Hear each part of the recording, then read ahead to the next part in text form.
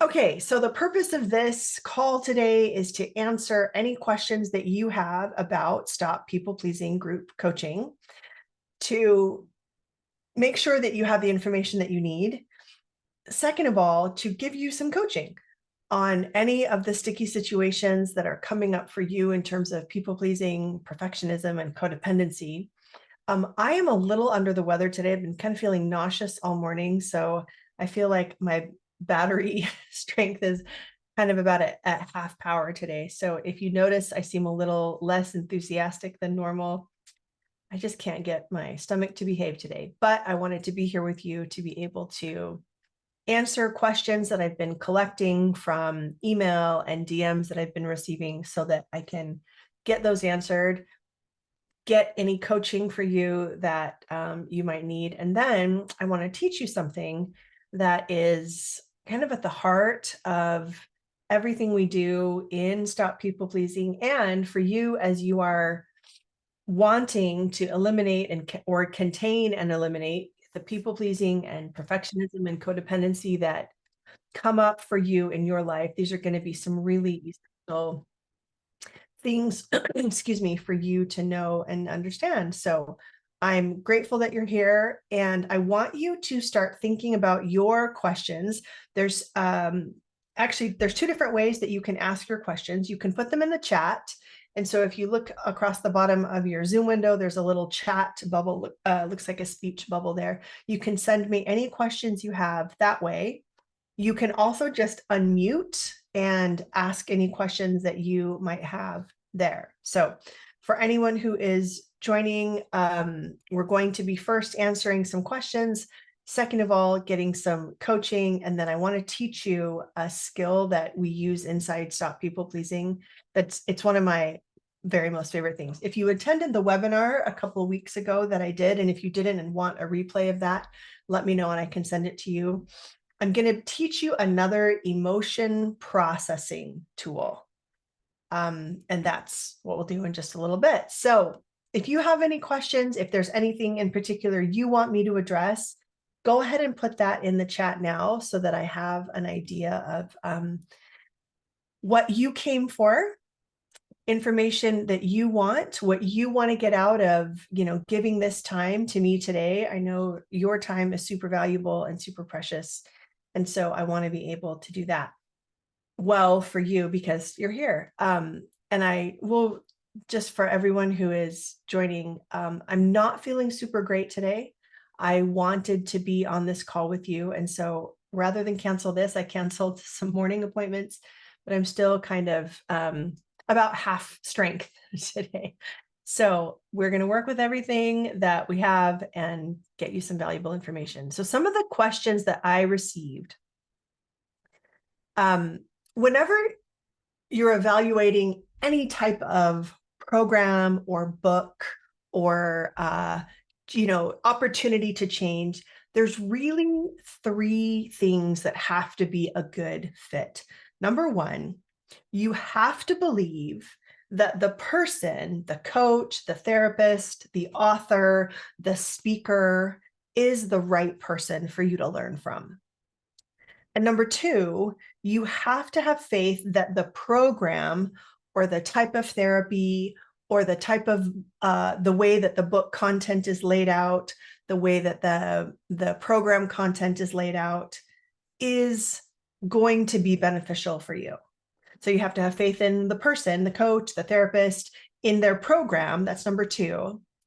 And then number three, you have to have faith in yourself, that you are up for the task, that you are capable of making the kind of changes that you want to be able to make, and that the partnership between those three things, the coach, the program, and you, is really the winning combination. Or, I mean, winning is just one word, the combination that is going to work to get the results that you want, which for you today is containing, eliminating, recognizing, being able to move through the people-pleasing scenarios that come up for you that right now you're not able to, right? That are setbacks that keep you up at night, or during the day, that take a lot of your time and energy and effort, ruminating about, worrying about. So as I go through these questions, I want you to just keep in mind, where are my questions? Are my questions about Sarah as a coach? Do I need to ask her what her experiences, what kind of change she has gone through as she has done this work for herself? Do I have questions about the content of the program? Like, what are the different things that we are going to be learning together? What can I count on in terms of education and information? Or number three, are my questions about my ability or my particular type of people pleasing, the way perfectionism shows up for me? Is that kind of where my questions are? So hopefully that's a helpful scenario, because the clients who get the best results from working with me are the ones who have a high degree of belief in me as the coach, in my program, and in themselves to make the change. And then I meet you at that same level of belief. I believe wholeheartedly in myself as a coach. I am a fantastic coach. My superpower is the way that I love my clients and hold the vision for them of what they don't have yet that they want. So a woman who is stuck in some people-pleasing scenarios and situations, I can help her see what her life will be like when she isn't doing that anymore, and help guide her toward that, even when she doesn't fully believe it for herself or see it for herself. And I do that with a lot of love, and it is genuine. I truly love each and every client that I welcome into my practice. In fact, if I don't know that I can feel that love for you, I choose not to work with you. It's never happened. But that is the main ingredient, because it is that mutual respect for you as a human, for the scenario that people pleasing, plays out in your life. I have so much respect for you for wanting something different, and appreciation for your trust in me, and confidence in my ability to deliver on that for you. So the second thing I have a lot of confidence in is the program that I have put together, and I'll go into some detail about that. I have spent, this is now the 8th time I will be running through this program with a group of women. Every single time there are tweaks that I make that improve it. There is feedback that I get from participants that I'm able to integrate into what we do for the next round. And I really take it seriously that this program just keep getting better and better and better. A while ago, it was 16 weeks. Now it's up to 22, because it's so important for me that I know that I'm getting all of the best resources, guest instructors who are pros, who are professionals. I don't know why my brain just won't. Oh, who are experts in their field as well, to be able to come and add to, because I don't know everything. I don't know every single helpful tool, but I know a helpful tool when I see one, and I bring it in so that it's helpful to the program. And the third thing I have a lot of confidence in is you. There is nothing that a woman cannot accomplish when she is committed to believing in herself that it can happen. I've seen it over and over and over and over again. And actually, that's usually the hardest sell for me. We have had decades of failure and shame and embarrassment and disappointment and frustration and resentment around our people pleasing. And for so many of us who are in, like, I just turned 50. Most of the clients that I work with are between the ages of, 30 and 60. I've had a couple 70, women in their 70s. I've had a 19-year-old girl in my program, but most of us, we have been living with aspects of this people pleasing for a long time, and there's a lot of negative emotion around it. But when a woman is committed to making that change and doing it in a way that is loving and gracious and respectful of her experience, and I teach you how to do that, there's nothing you can't do. So the questions that I usually get are about me. Am I a good fit for your program? Because each of us seem to have this belief that there is either something extra special, super broken about me, or that my people pleasing situations are like somehow out of just the normal run of the mill people pleasing. So this first question that I got from a woman, Donna, in my DMs, and she said, I want to join, but I'm not sure I'm a good fit for your program because my people pleasing is so bad. I don't think I'll ever be able to resolve it. Do you help people who are stuck in people pleasing with their boss? I've worked for him for 50, he is 52. I've worked for him for the last 22 years. She goes into some detail about the company. And so her question, do you help people with blank, right? Just fill it in with your people pleasing scenario for a second, because that's essentially what she's asking is like, I think that my people pleasing is so bad that I'm not sure that you can help. And here's what I want to say. Donna isn't here today. She's getting this recording, and some of you might be here with the same type of question is, do you help people with fill in the blank scenario? And the answer is yes, because at the heart of all people pleasing is two uncomfortable emotions. Donna is describing interactions that she has with her boss, that they've been working together for 22 years, and it is uncomfortable for her to people please him. She works late. She takes on unpaid assignments.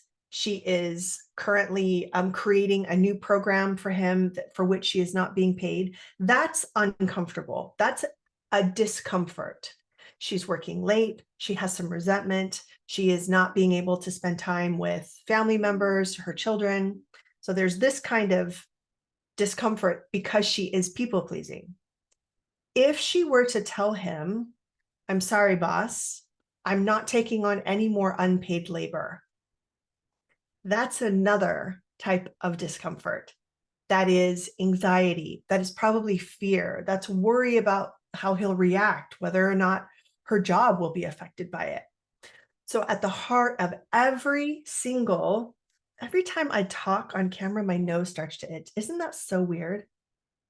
So I'll just be scratching my nose intermittently through this whole conversation. So there's two types of discomfort: people pleasing and not people pleasing.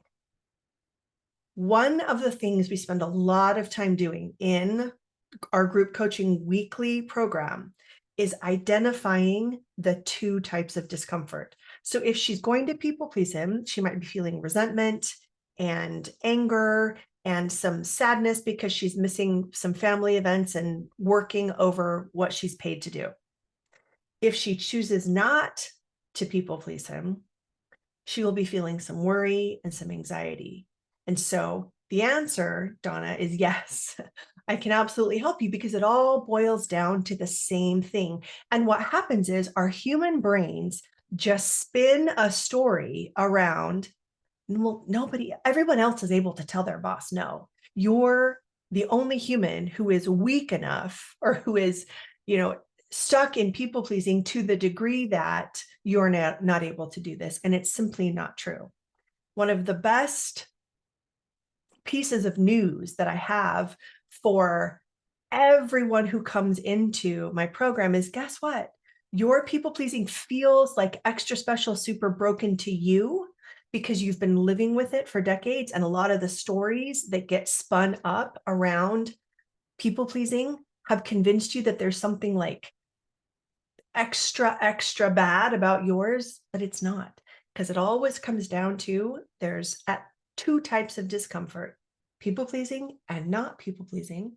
And I'm going to help you learn to not just tolerate the not people pleasing, the anxiety, the worry, but to tolerate it with graciousness and love and self-respect. So Kelly, yeah, this is one that you're struggling with as well. When people pleasing is tied to our livelihoods, it can feel extra charged, extra kind of infused with worry and fear. But again, the best news I have for you is that, yeah, it is just this of it's learning to tolerate a different type of discomfort. Yes, risky. I hear that. Yeah. Yeah.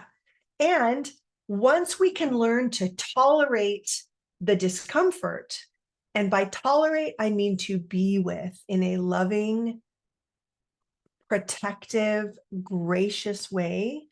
Once we can learn to feel that, what happens is our brain actually learns to function at a higher level with that risky feeling. So imagine that right now, whenever you feel that risk or that worry, that anxiety, it sends your nervous system into a high degree of dysregulation, right? You're very worried. Let's say that it's like an 8 out of 10. You're very concerned. You're very anxious. You're very afraid.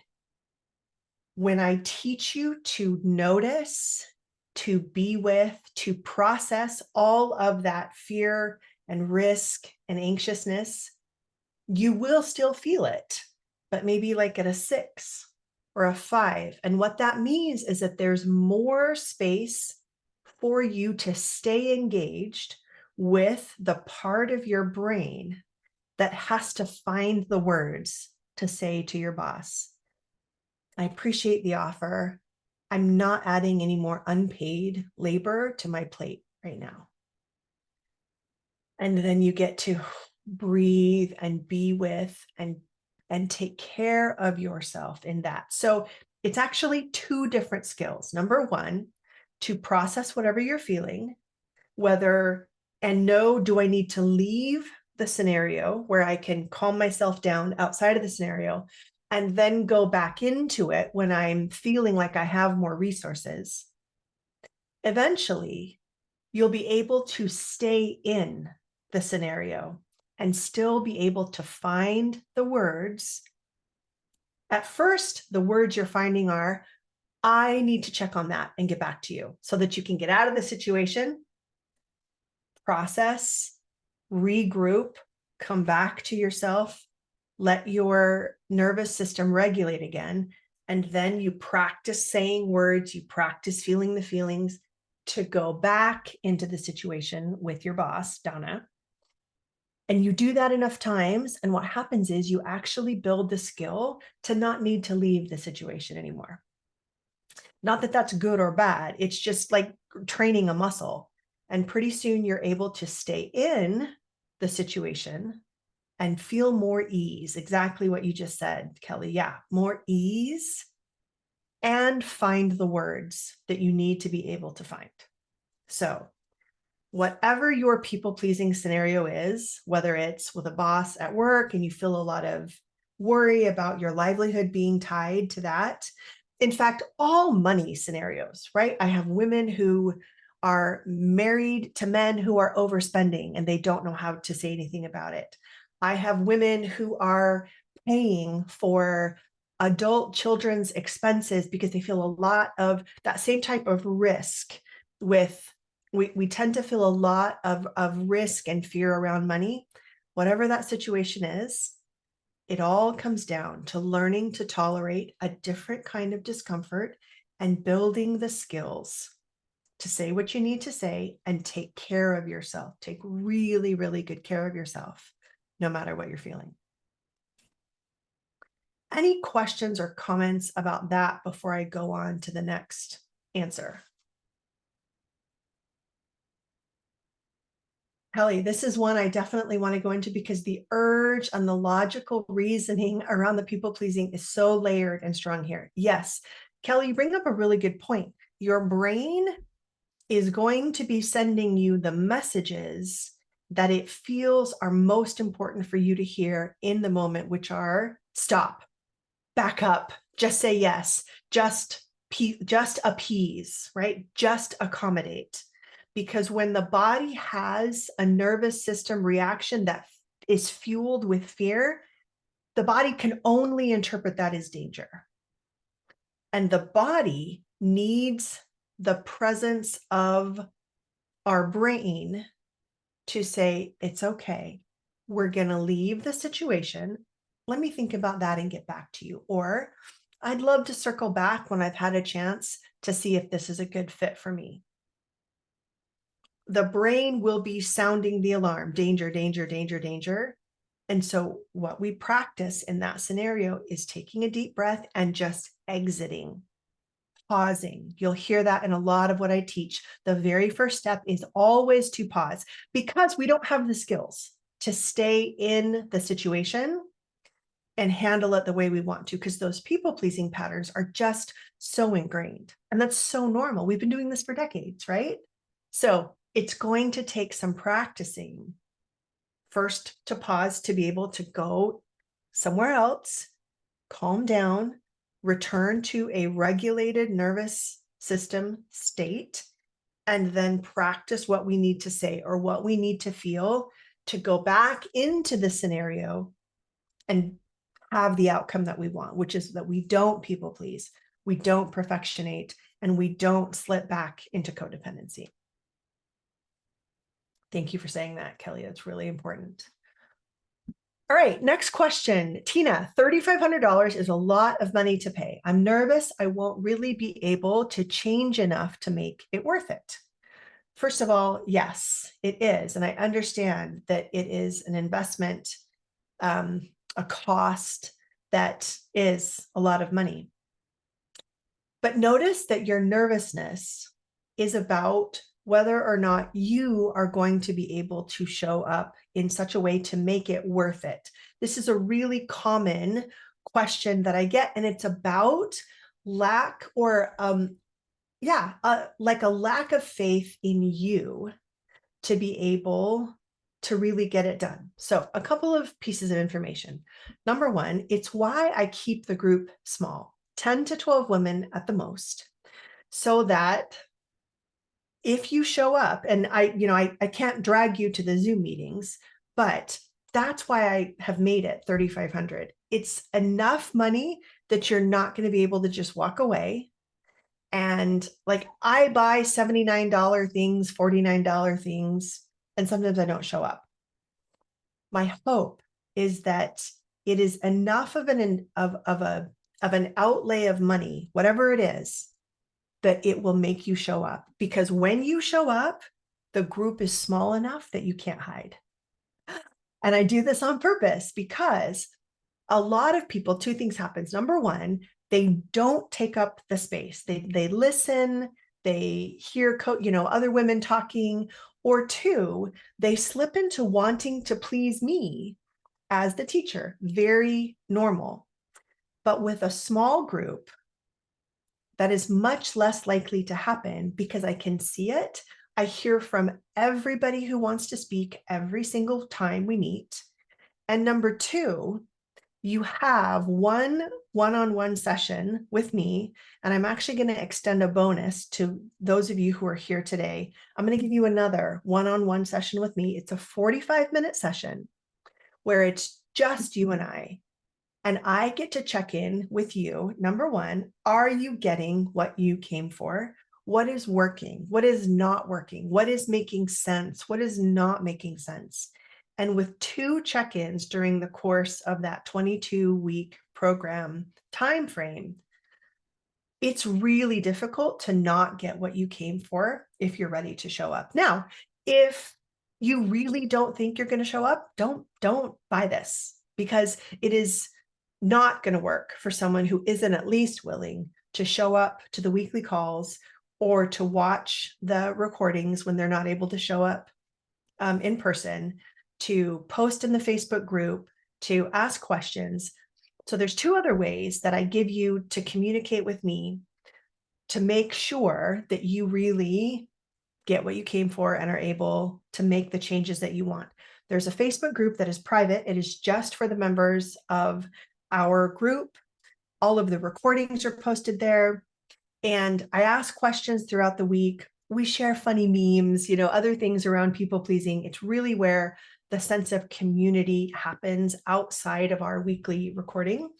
And number two, you have in that Facebook group, you can message me, you can post for coaching as many times as you need. And I always respond during business hours to make sure that if you have a question about something that isn't working, isn't making sense, you can ask immediately. So yes, $3,500 is a lot to pay. And it depends completely on your willingness to show up, because I'm ready. And the program that I have designed will be worth that and more, because here's what I want you to think about. Not only do I teach you how to contain that people pleasing and how to eliminate it from the places where you no longer want to please at all. Let me just go through some of the other titles of the classes that we do. And you get to have this training and develop these skills and tools for the rest of your life. Like, you will no longer be someone who gets stuck in people-pleasing scenarios where they have no idea how to get out. So I teach you how to take care of your wanting. Like, how do I want things? How do I let myself want? What do I do with my wanting? We spend an entire session just learning how to feel our desire and learning what to do with that. How to trust. It is really hard for people pleasers to trust themselves because we're so connected to what everybody else wants. Oftentimes, we don't even know how to trust that we will be good stewards of our time, our resources, and we delegate that to a lot of people. I teach you how you became a people pleaser, how to understand this people-pleasing programming that we're given so that you can see it in yourself, so you can see it in your children, so you can see it in your clients, you can see it in the people that you work with. We talk about how to have your own back, how your attachment style plays into people-pleasing. I have a therapist who's a trauma-trained therapist come in and teach you about the drama triangle and how finding yourself as a victim, as a rescuer, or as a persecutor is really essential to being able to not rescue people with your people-pleasing anymore. We learn about stress cycles and burnout. I teach you how to say exactly what you want to say, how to find the words, how to have any conversation with confidence that you can say exactly what you want. Those are just some of the topics that we cover over that 22-week period. I bring in a grief coach to help you work through some of the grief that is really normal as we work through not people pleasing anymore. Sometimes we sense and have changes in relationships. Sometimes we lose relationships because there are people who are benefiting from your people pleasing, and sometimes they don't stick around when you stop. And so it's really important to do some grief work around that. So all of those skills, the tools, the knowledge, the education, the person you become, you get to be that person for the rest of your life. And all of the current time that you are spending worrying, ruminating, replaying old conversations, worrying about future conversations, not being able to say what you want to say, being stuck in resentment and anger and irritation, all of that time, which for most women that I work with is thousands of hours a year, you also get that time back. So in that sense, $3,500 is nothing, because the thing that we cannot get more of is time. And the time that we don't spend people pleasing, that's so valuable. And I want you to have that time back. So I'm just going to be watching for any comments or questions in the chat here. The next question that I got,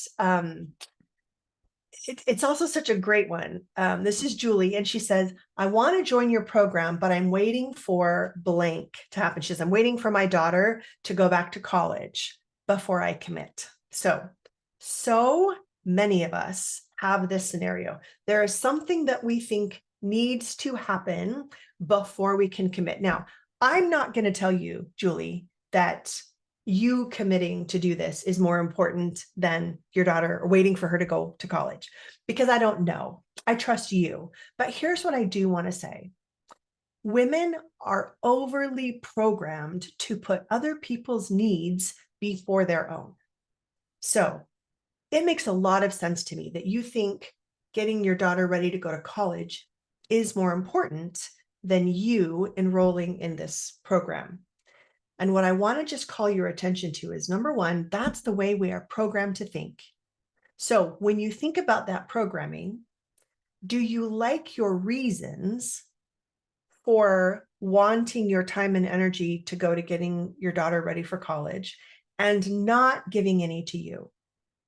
If you like your reasons, then I'm happy to have you in my world waiting for the next time that this works for you. But most of the time, when I ask women to slow down and really consider their reasons, like I'm waiting for X to happen, it's a really common pattern that women are waiting for something outside of them to change, to give them permission to take resources, time, money for themselves. Does that seem familiar to some of you? We want someone else to change to give us permission. We want something outside of us to be different. And when you think about the time that I just mentioned, that so many of us are burning up in our people pleasing, are you comfortable letting more of that time go to people pleasing while you wait for your daughter to go to college? If you are, then that's great. That's your choice to make. And I trust you to make it. But what I want to tell you is this. Once that time is gone, and once daughter goes off to college, if there's another reason why you can't join, then it's time to be on to yourself that this isn't about needing things to be finished before you join. It's about your worry about what's going to happen when you commit. And so I'd love to talk to you more about that, Julie, after you watch this. The next question, can you tell me a little bit more about the individual topics you cover over the course of the program? I kind of already did that. Let me go back here and just see any that I might have missed. There's a somatics coach, Victoria Albina, who comes in and teaches some really beautiful somatic body work for us to really understand why it is that we have such a hard time getting stuck in people pleasing.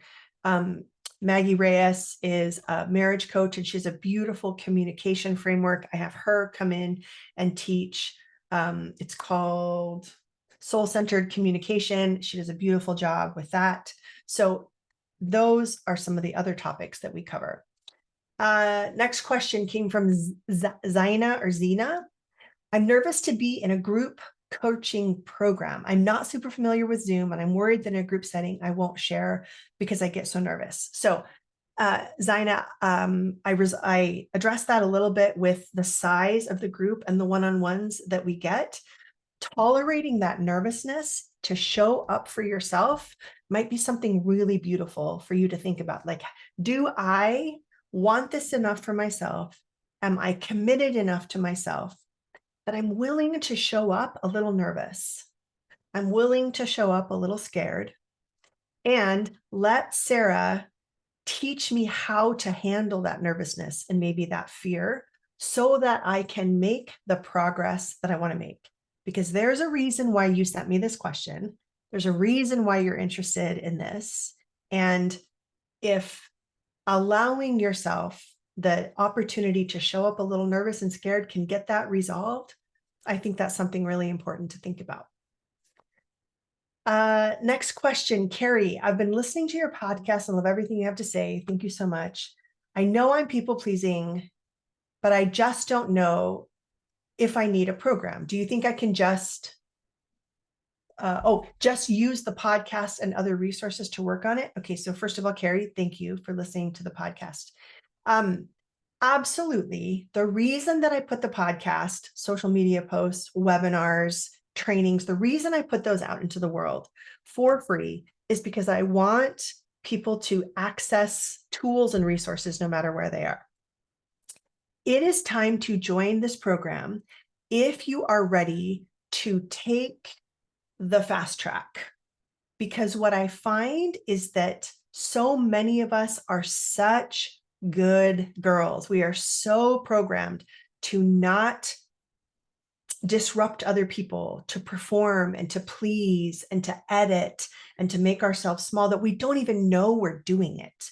It is outside of our consciousness because we've just been doing it for so long. So my answer actually has two parts. Number one, all of the podcasts and resources that I put out are for you. But what I find is that most of the time you need an outside person helping you see the things that you don't see. And I want to be that person for you. And so you're going to have to decide if you are ready to commit to taking what I call the fast track, because what that is a program that is designed to help you see the things that you're not currently seeing, to help you with coaching from someone who is an outside, loving, on your team observer, to help point out the things that you are subconscious, that you're not even seeing, that are just so practiced and habitual that it's not on your radar. So if that's what you want, then yeah, it's time for you to join the program. Last one, I'd love to hear more success stories. What have people been able to accomplish in your program? This is a fantastic one, and frankly, not something that I do a really great job with. So I have permission from a few of my past participants to be able to just tell you a little bit about their results. I had a 19-year-old participant. She was one of my very most favorite people because, like, can you imagine having this at 19? Just blows my mind. She was having a lot of problems with spending money on friends, trying to buy their affection and their friendship, not feeling capable of like raising her hand in her college classes because she couldn't tolerate like people looking at her, eyes on her. And so she was pretending that she understood things that she wasn't understanding. Her grades were suffering, her finances were suffering.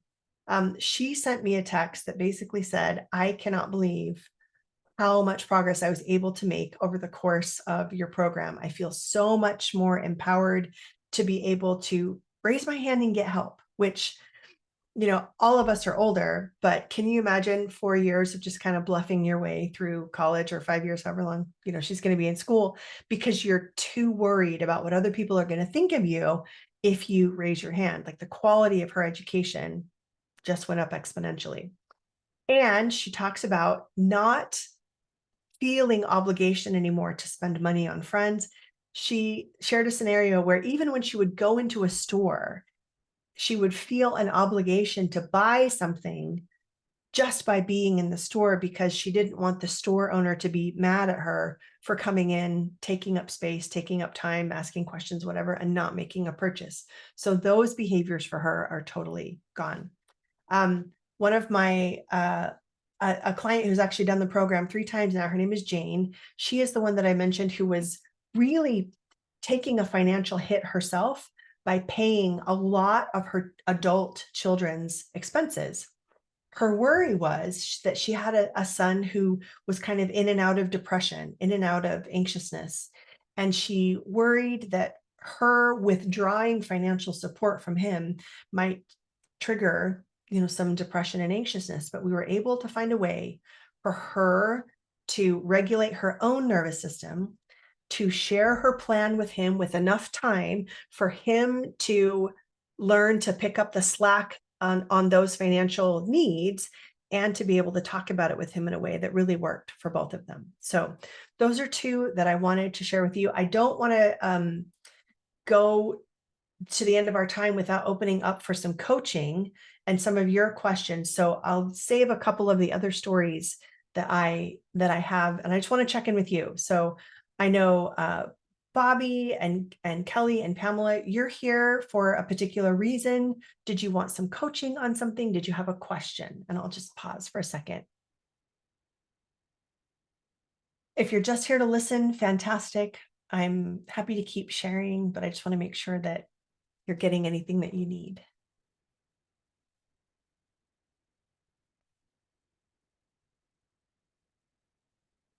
Okay, so I'm going to just trust that. Yeah, go ahead, Kelly. Yeah, go ahead. I wanted to give everyone a chance to absolutely. Yeah. I want to go back to Donna's question because it's super relevant for me. Yeah. And I was even taking notes as you were talking about it. It's one of the biggest areas that I struggle with. And what I was noticing is how layered it is. And I know that you haven't touched on it a ton here in this video, but I love that you touched on I know that you touch on the conditioning part of our people pleasing, because so I used to work in Silicon Valley for 25 years. The last two companies I worked for were Apple and Amazon. Yeah. And they have this culture of how you must be and how you must perform and how they reward you for, I mean, Apple even tells you, if you're one of us in the orientation. Wow. Okay. Yeah. Yeah. And so there's so what you were talking about with Donna of the being able to be with like the uncomfortable emotion and then come back. But the other conversation that is there, I think for sure for me, and I know I'm not the only one, is, but it's good. I want the raise. I want the client to hire me again. I'm a woman of service. I want to show up. What else did I write? I wrote I get a feeling of value knowing that I'm helping someone else. So my conversation that I'm really struggling with is so I'm a coach now, 25 years in corporate in Silicon Valley. I'm a coach now, and I'm realizing I did not write myself a vacation policy. I don't have like paid time off, right? Yeah. So I have these clients that I've been working with for a long time, some of them 7 years. And like, I want to take summer vacation, and I want to take Thanksgiving vacation and Christmas vacation. And those are the time they need me the most, around the holidays and summer when everyone is at home. Okay. So there's all these conversations about like my value as a coach and wanting to be there for my clients, not only to like keep helping them, make them feel that value, but also rehire me because that's what my family lives off of, that income. And then also signing new clients, like setting up this new way that I want to work with clients, and really being able to stand in like, I take vacation, right? Yeah. I'm not available over Christmas, or I'm not available for an entire month during the summer. Yeah. So anyway, I know I'm like a little bit all over the place right now, but it was no, not at all. And answering her question, it was so good. Yeah. And here's the thing. You are right in that this is a multi-layered issue. Totally. So I just want to give you the first piece of it, okay? Mm-hmm. And it is this. Consent is felt in the body. Oh God, that's so good. So here's what I mean. Up here, we can talk ourselves into anything, right? Because up here is the list of all of our worries about what they'll think of us, all of the things that are our value, all of the things that are the reasons why they rehire us, okay? But whether or not our spirit, our body, whatever you want, our nervous system actually consents to that, let's just say working through Thanksgiving, okay? Mm-hmm. Working the week of, or the Thanksgiving holiday. Up here, your brain is like, here's why it's important. Here's why you have to do it. Here's why it matters. Here's why it's valuable. Here's why it translates to money. Here's why it's good. Here's why it's good. Yeah, Right. exactly, exactly. But I want you to let's just do this together. And Bobby and Pamela, you do this with us too. Think about something that you're currently doing, like Kelly is saying, where you don't really know if you want to or not, but it's, or maybe you know you don't want to. So Kelly, I want you to just give your brain the thought, we're going to work all Thanksgiving week. And I want you to feel what you feel in your body. Ugh. Exactly. Like immediate, just Immediate. Yeah. even though I love my people, it's like Please. when you said we're gonna work all of Thanksgiving, it was like no, It's just a no. Yeah. Yeah. So that's the first thing I want you to just notice is how often you do not have consent from yourself to push yourself to work the way you're doing from up here. Because when we plug in deeply to what we want, and when we trust that it is good, we can also trust that we're going to find a way to not violate that, to not essentially violate ourselves, to not abandon. Self-abandonment is what this is, right? Like, I'm going to disregard this. Ugh, no, I don't want to do this.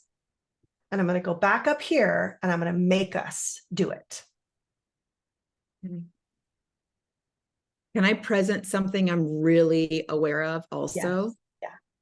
Is I love to use busy to avoid uncomfortable feelings. Yeah. And so one of the other reasons why I go against my body that's like, no, don't do this, is because like work is busy and it gets me out of being with family members and like together time when I just want to go do something that does feel good, or you know what I mean? Like just like it's an excuse to remove myself from an uncomfortable situation, numb a little bit, numb that uncomfortableness with busy, get a dopamine hit of being valued and productive. But every single year for the last 8 years, I've been like, this is the year I'm not going to work during Thanksgiving. Yeah. So you said two really good things. Number one, I am aware that I am doing this. Yeah. And number two, I'm aware why I'm doing it. Yeah. I'm doing it to avoid people that I don't want to be around, situations I don't want to be in, and feelings I don't want to feel. Totally. And avoid is my big people pleasing one. I use it to just avoid everything I want to avoid. Yeah. Yeah. So the first thing, and the reason I'm able to say this to Kelly is because she has signed up for this next round, is we're going to work on not just having situations that you need to avoid, but what if you were giving up working, not to spend time with family members that you don't really want to be with, but you were giving up working to spend your time doing something that really filled your cup? That would be different. That would change everything. Exactly. Because sometimes you're like, if it's overworking or spending time with family members that I don't really want to be with, I'll just work. Totally. Because it's a great excuse. Nobody, if we say, well, sorry, got to work. Few people push back on that real hard. They'll right? understand. They'll understand I get to be busy, which accomplishes avoiding my emotions. But here's the other part of it. I'll bet underneath that is some sadness. My body does not want to go to that place, but I know we're gonna go there. Yeah, we are. And the sadness is you saying to you, do we count? Like, what about us? What about me? Okay, you know what is there? The sadness, I could feel it. Yeah. The sadness is I've created, and this has been super present for me this last week. It's so good that we're talking about this and that I'm in the program. The sadness is that I have become so present to. So I've just come out of a like huge years of lots of trauma. Yeah. And it's been so good lately. Life has been like not traumatic. Mm.